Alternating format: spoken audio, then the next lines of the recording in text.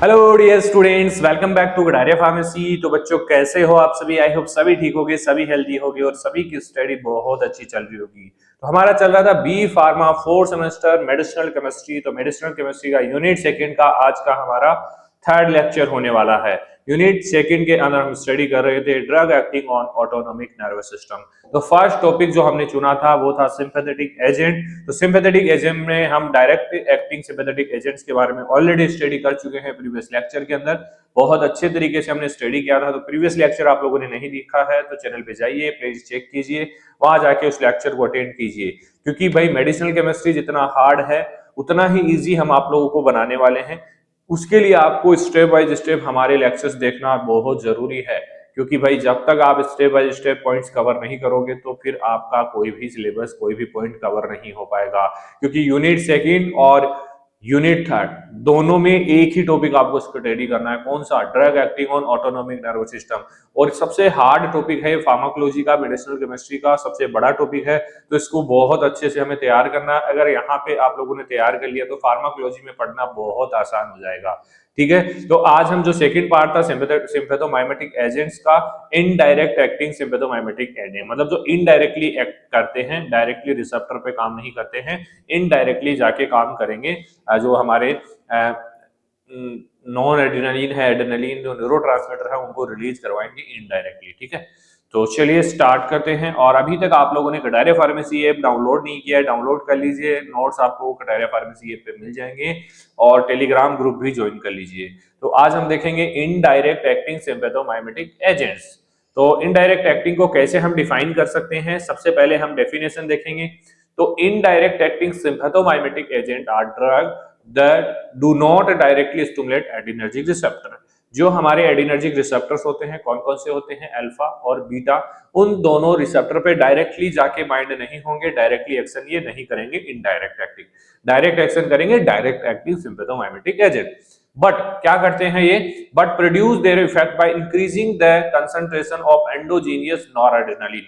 किसकी कंसंट्रेशन बढ़ाएंगे? जो एंडोजीनियस नॉरएड्रेनालिन है इन सिनेप्टिक क्लेफ्ट, जो हमारे न्यूरॉन्स होते हैं जहां पे स्टोर होता है सिनेप्टिक क्लेफ्ट्स के अंदर नॉरएड्रेनालिन न्यूरोट्रांसमीटर, उसको इनडायरेक्टली उसकी कंसंट्रेशन को बढ़ाएंगे और उसको स्टिमुलेट करेंगे, उसको रिलीज करवाएंगे। ठीक है, either bye releasing store and noradrenaline और इनहिबिटिंग इट्स रीअपटेक।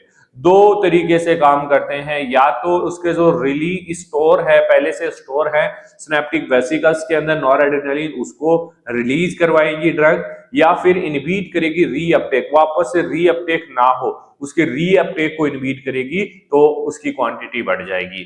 तो ये दो तरीके से इनडायरेक्ट एक्टिंग सिम्पैथोमाइमेटिक एजेंट्स काम करते हैं। तो इनडायरेक्ट एक्टिंग सिम्पैथोमाइमेटिक औषधियां वे दवाइयां हैं जो सीधे अल्फा या बीटा रिसेप्टर को उत्तेजित नहीं करती हैं, बल्कि नर्व टर्मिनल से नॉरएड्रेनालिन की मात्रा बढ़ाकर प्रभाव उत्पन्न करती हैं।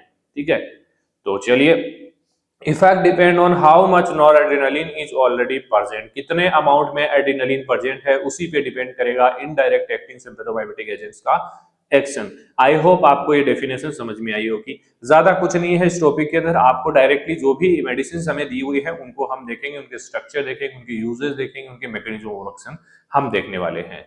जनरल मैकेनिज्म ऑफ एक्शन क्या है, कैसे ये काम करते हैं वो देख लीजिए। जनरल ओवरव्यू, सबसे पहले तो एड्रेनर्जिक नर्व टर्मिनल में प्रवेश करते हैं ये ड्रग। ठीक है, उसके बाद स्टोरेज वेसिकल से नॉरएड्रेनालिन को बाहर निकालते हैं। जो स्टोरेज वेसिकल होता है उसके अंदर नॉरएड्रेनालिन होता है, उसको यहाँ से बाहर निकालने का काम कौन करते हैं? Indirect acting sympathomimetic drugs. उसके बाद सिनेप्टिक क्लेफ्ट में नॉरएड्रेनालिन की मात्रा बढ़ेगी, सिनेप्टिक क्लेफ्ट में ऑब्वियसली यहाँ से रिलीज होगा तो मात्रा बढ़ेगी, और अल्फा बीटा रिसेप्टर अप्रत्यक्ष रूप से उत्तेजित होंगे। इसके बाद जो हमारे अल्फा बीटा रिसेप्टर हैं वो काम करेंगे। और जो डायरेक्ट एक्टिंग जो हमने पढ़ा है पिछले लेक्चर में वो डायरेक्टली अल्फा बीटा पे काम करती है, तो इसलिए उनको direct acting and sympathomimetic drug बोलते हैं।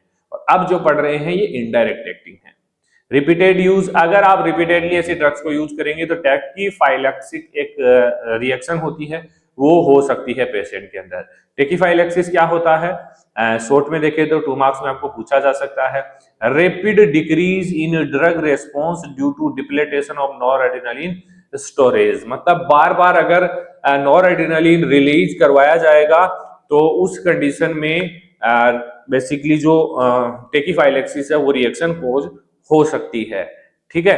दवा को बार बार देने पर उसका प्रभाव जल्दी कम हो जाना, क्योंकि नॉरएड्रेनालिन समाप्त हो जाता है बार बार रिलीज करवाने से, उस कंडीशन को हम बोलते हैं टेकीफाइलेक्सिस। ठीक है। इनडायरेक्ट ड्रग स्टोर डिपेंडेंट, मतलब स्टोरेज कितना है उस पर डिपेंड करेगी। चलिए स्ट्रक्चरल फीचर कुछ पॉइंट्स ही देख लेते हैं, बाकी नहीं जाएंगे क्योंकि हमने स्टार्टिंग में एसएआर देख लिया है सिम्फेथोमाइमेटिक ड्रग्स का। नॉन कैटेगोल स्ट्रक्चर होगी, कैटेगोल रिंग नहीं होगी। फिनोलिक ओएच ग्रुप एब्सेंट होगा। कॉम से सुरक्षित होंगे, जो कैटेगोल और मिथाइल ट्रांसफरेज एंजाइम है उससे सुरक्षित होंगे, वो डिग्रेड नहीं कर सकता है।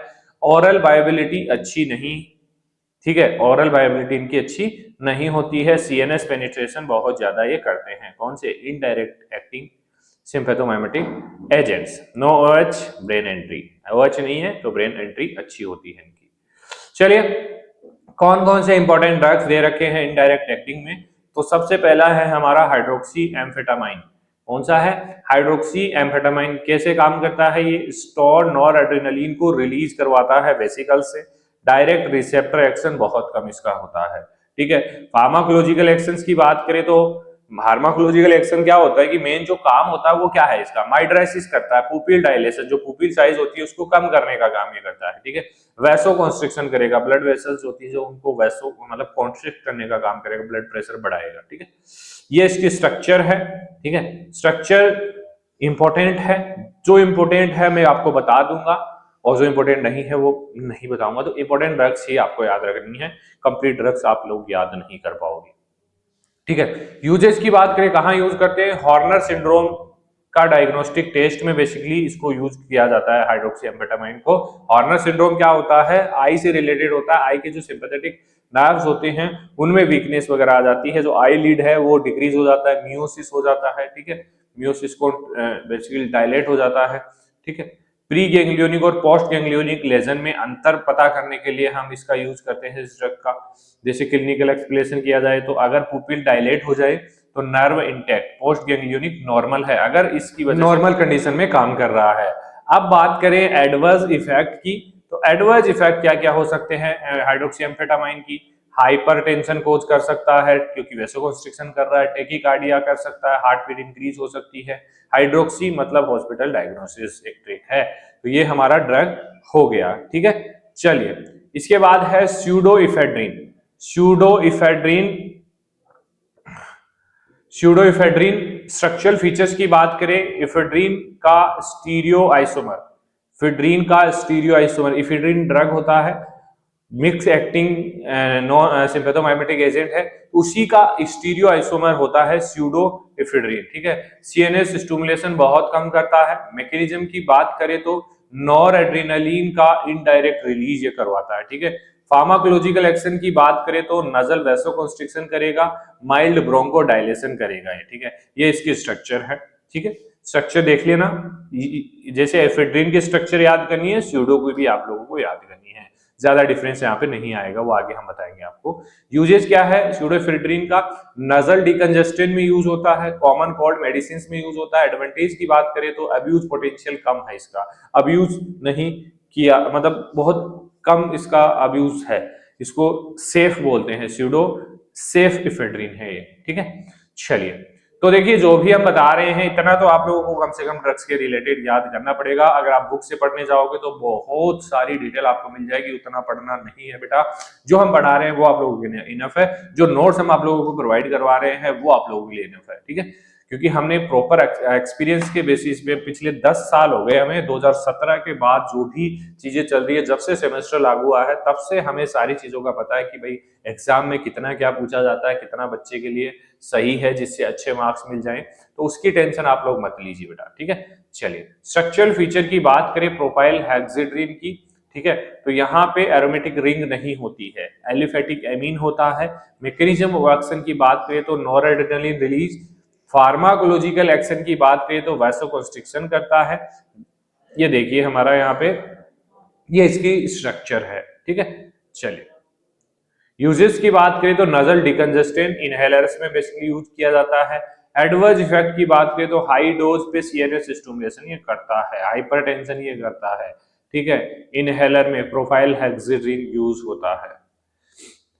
अब आता है हमारा मिक्स्ड मैकेनिज्म ऑफ एक्शन मतलब एजेंट विद मिक्स, मिक्स मतलब रिसेप्टर्स पे भी काम करेगा, मतलब डायरेक्टली भी काम करेगा और इनडायरेक्टली भी काम करेंगे। ऐसे ड्रग्स को हम बोलते हैं मिक्स एक्टिंग ड्रग्स या सिम्पैथोमाइमेटिक ड्रग्स। तो डेफिनेशन क्या है, mixed acting sympathomimetic agent are drug that both directly stimulate, both मतलब directly stimulate adrenergic receptor and indirectly release noradrenaline from the nerve terminals.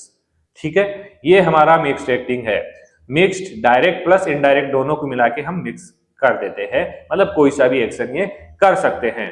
तो इंपॉर्टेंट कौन कौन सी drugs है, सबसे पहले आता है इफेड्रीन। अभी हमने स्यूडो इफेड्रीन देखा था, तो अब देखते हैं इफेड्रीन। स्ट्रक्चरल फीचर जो एसएआर होता है इसके अंदर नॉन कैटेगोल है, कैटेगोल रिंग नहीं होती है। अल्फा मिथाइल ग्रुप एड होता है जो मोनोएमीन ऑक्सीडेज रेसिस्टेंट बनाता है। ठीक है, ऑरल एक्टिविटी बहुत अच्छी है इफेड्रीन की, सीएनएस पेनिट्रेशन ये करता है। ठीक है, मैकेनिज्म की बात करें तो डायरेक्ट अल्फा और बीटा स्टिमुलेशन भी करेगा और इनडायरेक्टली नॉरएड्रेनालिन रिलीज भी करवाएगा, तो इसको बोलेंगे मिक्स्ड एक्टिंग। इसके स्ट्रक्चर याद करना मोस्ट इंपोर्टेंट है। देखिए इसी का स्टीरियो आइसोमर क्या था, स्यूडो इफेड्रिन, तो दोनों के स्ट्रक्चर लगभग सेम आप लोगों को यहाँ पे मिलने वाली है। ठीक है, फार्माकोलॉजिकल एक्शन की बात करें तो ये ब्रोंकोडाइलेशन करेगा, हार्ट रेट को इंक्रीज करेगा। ठीक है, ब्लड प्रेशर को बढ़ाएगा मतलब हाइपरटेंशन कोज करेगा, और सीएनएस स्टिमुलेशन भी ये करेगा। यूजेज हैं, ब्रोंकियल अस्थमा में यूज करेंगे क्योंकि डायलेशन करता है, नजल डिकंजेस्टेंट में यूज करेंगे क्योंकि डायलेशन करता है, हाइपोटेंशन ड्यूरिंग एनेस्थेसिया, अगर हाइपोटेंशन हो गई है एनेस्थेसिया के दौरान तो उसको बढ़ाने के लिए, ब्लड प्रेशर बढ़ाने के लिए भी हम इफेड्रीन का यूज करते हैं। अब बात करते हैं मेट्रामिनोल। मेट्रामिनोल बेसिकली फिनाइल लेमिन डेरिवेटिव है, सीएनएस पेनिट्रेशन बहुत कम होता है। मैकेनिज्म की बात करें तो ये डायरेक्ट अल्फा 1 एगोनिस्ट है और इनडायरेक्ट नॉन एड्रेनालिन भी रिलीज ये करवाता है। इसका फार्माकोलॉजिकल एक्शन है वैसोकंस्ट्रिक्शन करेगा और ब्लड प्रेशर को ये इंक्रीज करने वाला है। तो लगभग सेम ही होंगे क्योंकि मिक्स्ड एक्टिंग है, ये इसका स्ट्रक्चर है, ज्यादा कुछ डिफरेंस स्ट्रक्चर में भी नहीं आने वाला है। मेट्रामिनोल लिमिटेड ड्रग्स है यहाँ पे। ठीक है, यूजेस की बात करें एक्यूट हाइपोटेंशन में यूज होगा क्योंकि ये हाइपरटेंशन का यूज करता है। शॉक के अंदर यूज होगा, एडवांटेज है नॉर एड्रेनालिन से ज्यादा समय तक असर होता है। ठीक है, इस ड्रग से। मेटा मोर ब्लड प्रेशर टाइम यूजेस, अच्छा एक्यूट हाइपोटेंशन ये हो गया, दोबारा से आ गया, तो यही है। देखिए अब हमारा सिम्पैथोमाइमेटिक जो ड्रग्स है वो कंप्लीट हो गया है। अब हम देखेंगे सिम्पैथोलाइटिक्स। ठीक है, क्या देखेंगे, सिम्पैथोलाइटिक्स। उसके बाद हम देखेंगे पैरासिम्पैथेटिक, पैरासिम्पैथोलाइटिक्स। ठीक है, माइमेटिक्स और लाइटिक्स। 4 टाइप्स हमें पढ़ने हैं किसके, autonomic drug, sorry autonomic nervous system के, drug acting on autonomic nervous system. ठीक है, ये हमारा फर्स्ट था सिम्पैथोमाइमेटिक ड्रग या एडिनर्जिक एगोनिस्ट जिसको हम बोल सकते हैं। अब हम देखेंगे एडिनर्जिक एंटागोनिस्ट या फिर सिम्पैथोमाइमेटिक सॉरी सिम्पैथोलाइटिक एजेंट्स के बारे में। ठीक है, ये चीजें आपको समझ में तब आएगी जब आप इससे पहले वाला लेक्चर देखेंगे, उसमें हमने सारी चीजें एक्सप्लेन करी थी स्टार्टिंग के अंदर। तो वीडियो अच्छी लगी तो वीडियो को लाइक करके जरूर जाना, चैनल को सब्सक्राइब नहीं किया सब्सक्राइब कर लीजिए, कटारिया फार्मेसी ऐप डाउनलोड नहीं किया कर लीजिए प्ले स्टोर पे जाके। कोई भी दिक्कत आए बच्चों तो आप इस व्हाट्सएप नंबर पे मैसेज कर सकते हैं, आपको जरूर हेल्प मिलेगी। बने रहिए कटारिया फार्मेसी के साथ, मिलते हैं नेक्स्ट सेक्शन में।